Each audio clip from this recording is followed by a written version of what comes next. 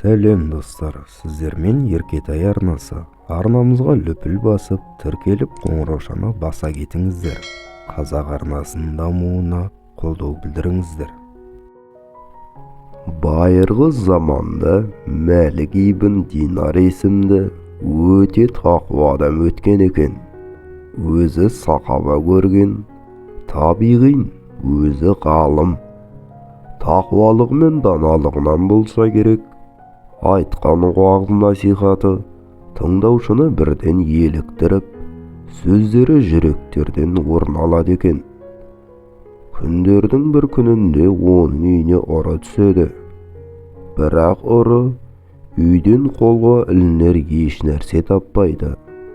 Сырттай бақылап тұрған Мәлік оған былай дейді: «Дүниелік ештеме таппадың ғой, енді ақыреттік бір нәрсе алғың келе ме?» деп дауыстайды.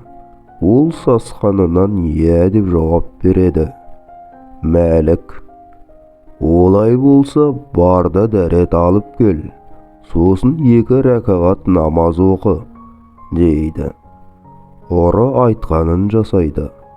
Дәрет алып келіп 2 рәкағат намаз оқып алады да Мәліктің жанында біраз отырып, сол жерден тіке мешітке қарай жол тартады.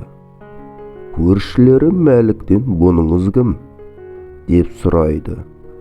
Сонда Мәлік күлімсіреп, «Ұрлық жасау үшін келген екен, алайда біз оның өзін ұрладық» деп жауап беріпті.